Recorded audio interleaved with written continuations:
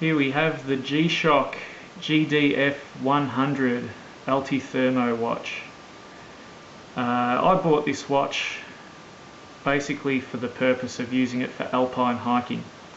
The reason why I got it is that it's got multifunctional capability that is specific to ascending hills and being out in the elements. It is an outdoor watch. It is quite handy for using the barometer, which can give you an indication of weather events or changing weather conditions, and also the altimeter and thermometer.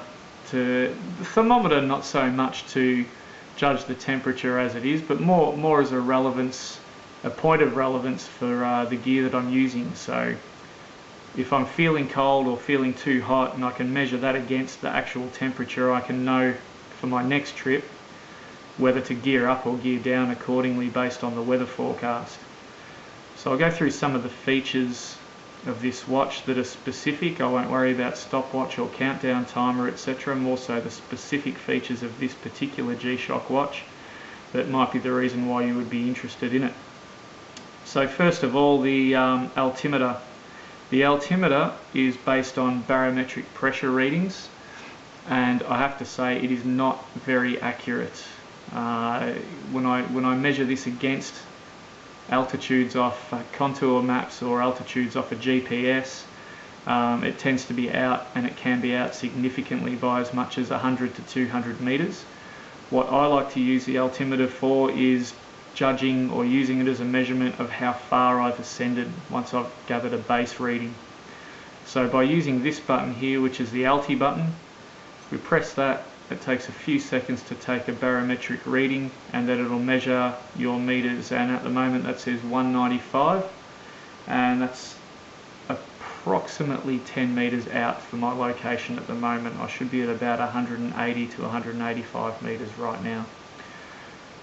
So knowing that it's not perfectly accurate, it is still useful for me as a tool. As I was saying earlier, I used this as recently as yesterday when I climbed a mountain not far from where I am now, which allowed me to measure how many meters I ascended on the trip. So I took a base reading, and at the time I think it said something like 250 meters.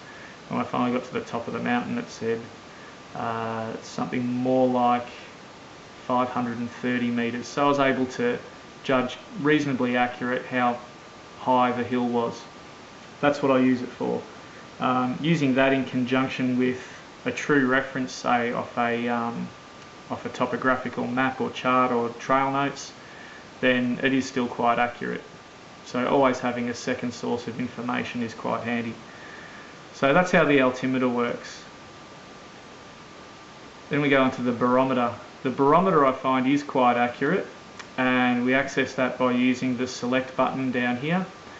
Accessing the barometer, again it takes a few seconds for a barometric reading, and that gives us the barometric pressure in this main window here at 1011 hectopascals, I think it is. Yep, hectopascals I've got it set to. There are other settings, but that's the local measurement, so I stick to that. And more interesting than the initial measurement is this red wheel. The red wheel gives you a continued measurement of the barometric pressure. So if the pressure stays the same, then there'll be an indicator right in the middle, which there is right now, telling me at a glance that there's been no change and the weather is stable. If the pressure increases, depending on how many hectopascals it increases by, we'll get an icon in the upper end, or the upper hemisphere of that circle, indicating that the pressure is increasing and the weather should be stabilising. If the pressure drops, then we'll get an icon in the lower half, indicating that the pressure is decreasing and the weather is becoming more unstable, which I would use as a prompt to maybe look for oncoming weather and see if there is a significant change coming. Do I need to set up camp? Do I need to get my wet weather gear or my storm gear on? And use it as a bit of a safety prompt from that point of view. I find that quite useful. We also have a thermo reading. We get the thermo reading from either the altimeter or the barometer. I'll use the altimeter again just to test its accuracy. Hopefully it comes up different so we can prove it wrong. Yep, okay, so before when I pressed it, it said 195. I haven't moved and now it says 200. So there is a margin for error in that altimeter. But what it also shows us is, in the bottom window, the temperature reading 23.2 degrees Celsius. The temperature reading is not accurate while you are wearing this watch on your wrist. You will need to remove it if you want an accurate measurement and let it measure the air temperature for up to 30 minutes off your wrist to give you an accurate reading. And therefore after it will be accurate as well until you put it back on your wrist. The reason why it's not accurate on your wrist is your body heat warms up the casing and warms up the sensor, which gives you an inaccurate measurement of temperature while you're wearing it. It doesn't really affect the altimeter reading or the barometer reading it because they rely on barometric pressure. For temperature, it does affect it. Usually I'll have this fastened to the waist belt or the chest strap of my backpack, or I'll take it off and simply hang it off some other piece of equipment that I'm carrying at the time, possibly a drink bottle or something, just to get it away from my body temperature to get an accurate reading. The main reason why I use the temperature reading, as I said at the start, is to gain an idea of, is the gear that I'm carrying the right gear for the environment and temperature that I'm in. I'll give you an example. Yesterday, the trip that I was on, I was wearing, I climbed to the top of a relatively low mountain where there's a waterfall, and I was wearing light synthetic pants, a synthetic t-shirt with a sports running jacket over the top, and then my wet weather gear over the top of that. There was no insulation, no thermal clothes, nothing. Now the temperature reading, the forecast for the day was 10 degrees. The temperature reading at the top of the mountain when I took the watch off for half an hour was about 8.3 degrees, and I was too hot.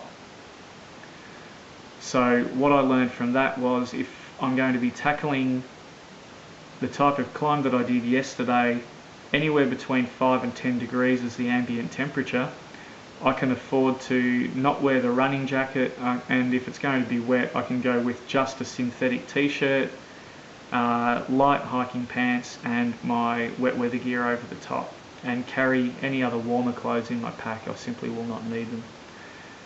Having said that, if I was too cold, which I was after a half an hour stop at the top of the hill, it would have been handy to know for the next trip that I definitely am going to need those insulating clothes if I'm going to have a stop longer than half an hour. So the thermometer, although it does have to be removed from the wrist, is very useful indeed. And not to mention G-SHOCK's reputation with being able to take a beating outside. This is waterproof to something silly, 20 bar, 200 meters. I'm never going to go 200 meters underwater as long as it doesn't get wet if I put my hand in a stream. If it doesn't get inundated into the casing when I put it into a stream, that's going to be sufficient. And it's going to take a beating. G-SHOCK does, that's what they do. They're built to be knocked around a bit. I did see a review of watches like this. Somebody from America has done a review testing it in different conditions, and he had a G-SHOCK watch worth a few $100s. He put around a baseball bat and then hit a tree stump with it. They don't survive that, so don't do it. They're not designed for it. All in all, for the money, I think this was about $170, $180.